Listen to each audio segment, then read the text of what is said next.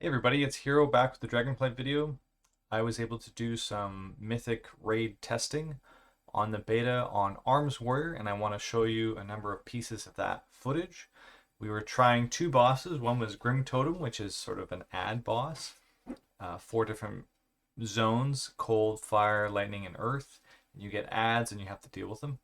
I'll show you some of that footage. And then we have Terros, who's a single target boss.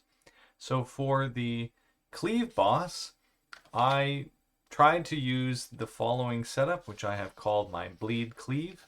And this is probably the most complicated of the builds, unless you include adding our Kyrian Spear, which might also be great, by the way. But for the purposes of testing, I was basically trying to sweep my Skullsplitter, Bleed, Drain, and then reapply with Thunderclap. So I'll show you some of the footage here, and then I'll go back to our single target before Terros. This is one of the pulls where we pulled the fire boss. I'll show you three pulls. This one, we do fire, then lightning, and then I have a couple of pretty good pulls on the earth boss when we started with it. Essentially, this boss is fascinating because depending on which part you start with, you have different problems to deal with. If you're dealing with cold, you can't really stack up the bosses and cleave very easily. Fire, you have to move a lot, as you'll see here in a second. Lightning, you have to do some spread soaks with your friends. And then earth, you have to do a lot of movement in and out as you get tremors. So we're trying to cleave here. You can see I've tried to make as big as possible the abilities I'm pressing, going from left to right here. And cleave and get our ad damage in as much as we possibly can.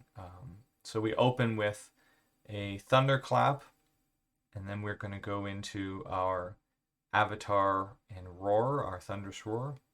After that, we want to sweep our Colossus Smash and then go into the Skullsplitter, which is going to drain off our bleed. So then we clap again and do Mortal Strike. That basically completes the opener here. And then what I'm trying to do, of course, I'm bad at Arms Warrior in general, guys, but I'm just trying to get some testing in and see how bad does it feel to play this build on the beta in an actual live environment.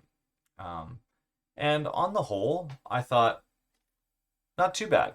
Not too bad. Could be better. So that's the first. We did about 40k. There's a couple of options here for extra cleave on ads, and that's one thing I'll be talking about when I get to the earth portion. Let's move ahead and I'll show you some of the lightning footage. I think it's right around here, 25, 45. We'll just play it from 36 so you can see the opener.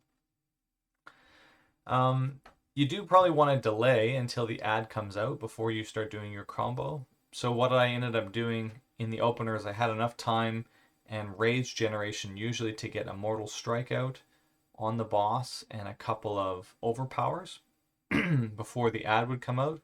And then you're hoping to clap in between the two of them, do your Avatar Roar, and then sweep your Colossus Smash. So you can see there I charge in double to get rage, and then the ads up, I get my Mortal Strike, there's the clap, there goes Avatar, I now have Roar on both, I got the bleeds on both, I'm going to drain them off right here. You can see Skull Splitter into an immediate clap and Mortal Strike so that we can get our bleeds back on. That's where most of our damage is going to come from. And again, the game for this sort of a boss is likely to be how much execute damage can we pour in while still doing mechanics. So I found the lightning one was probably the easiest, although here I was trying to be a savior, I guess. Because we can stack these bosses up. You can see I'm coming into my Colossus Smash window, so I'm going to sweep Colossus Smash, Skull Split to get everything off, reclap, re-Mortal Strike, bleeds are back up, and now we can just essentially soak the boss. I had a problem with my targeting there. I was trying to execute the ad, and he ran out of melee, so I should have swapped to the boss. But these are all little things that you guys will get better at, and are probably much better at than I am, because I haven't played Warrior in a significant way in a long time. But I had a lot of fun with this one. Let's see, make sure we're not going past the time here. We'll just let this fight finish so that you can see what we ended up with. Something around 40k. Let's move over and I'll show you the stone damage. So we had 33 was reasonable pull for us so that you can see what's going on. 33, there we go. What I like about the rock one is there's a moment when all the ads come out and they live for a little bit and we can see the value of rend through clap. By which I mean that we are now looking at a spec that has funnel opportunities. You can see here I do the same thing. Clap, avatar, sweeping my Colossus Smash, clap again, get Mortal Strike going, and then we're out the gates. And I'm sure I could have used far more Mortal Strikes and used probably far less slams and just been patient to press Mortal Strike, which is just a far, far better spell overall. But you'll see here, it looks like we're in the basement as far as DPS is concerned, and we have to walk away from the boss here, which is a bit frustrating. But Arms Warrior is going to pay off a little bit later, guys. Here we can sweep again with our combo. Because the one thing that's fascinating about Arms is it has quite a lot of execute damage at the end. And so what we're looking at is a spec that's doing reasonable 2-target damage here, has a chance to funnel, and will do a lot of execute damage and have a lot of execute value at the end of a fight. You can see here I'm kind of chasing some of these DPS that will not have the same execute profile at the end. So I think that was all I wanted to show you for that. I'm looking forward to that fight. I got to learn it better, obviously. There's much to learn. Let's move on to Terros. I need to go to 4054. And I'll just hold it there and go back and show you. Oh, actually, it's right here. So this is fine. This is the build that I ended up testing out for single target. It's also a bleed build, and it's also making use of Skullsplitter. Again, I sort of wanted to test what's one of the more complicated builds that I can do in single target that's going to be effective, and then I can kind of stress test how much APM it's going to require. Obviously, you could get away from Skullsplitter and do mostly execute stuff, which will show up at the back portion of Terros. Unfortunately, in a lot of Mythic beta testing, you're likely not going to get that far in the boss with just a pug group, though the group we were with was pretty decent and had some good callouts. Nevertheless, I wanted to see how the bleeds fared. So this is what we were looking at, and you'll see the boss in a second. For this boss, like a lot of single target bosses, I think this is number 2 in the raid. Mostly your positioning is going to be the biggest detriment. So if we can learn our rotation by heart, it will make it far, far easier. I'm obviously still in the middle of learning, but I really enjoyed this fight. It's got movement stuff that we can take advantage of, leaping out and charging in, that kind of thing. There are stack and spread mechanics. There's line of sight stuff. So in the single target version, instead of clapping, we're just going to be applying rend manually and going into the same basic rotation. We're going to fire off our avatar into Roar, then we're going to Colossus Smash, then we are going to drain the bleeds by using Skullsplitter. After that, we just reapplied our bleeds with Rend and Mortal Strike, and we're doing our best after to just go back and forth between Mortal Strike and Overpower. And I think I probably still use Slam too much, but we are in Lust window, and I'm trying to get a feel for how much APM and how many abilities I can fit in the GCD. One thing you'll note is I am holding Colossus Smash a little bit.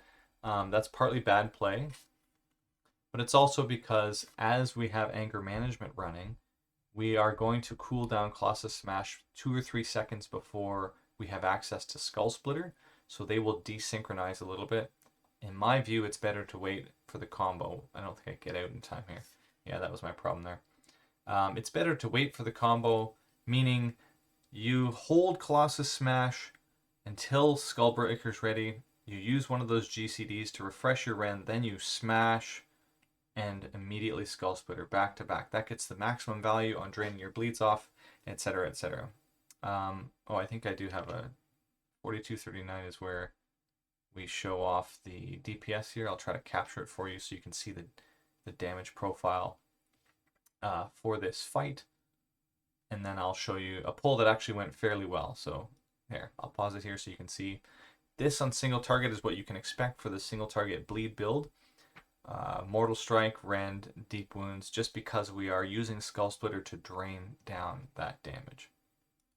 let me head over to the poll that I thought went fairly well. Again, you'll forgive me, guys, if you're doing much better than I am, then amazing. Oh, we'll just back it up. And I expect people will be doing far better than I will. But I just want to give you some flavor of both of these bosses since they just came out and we had a chance to test them.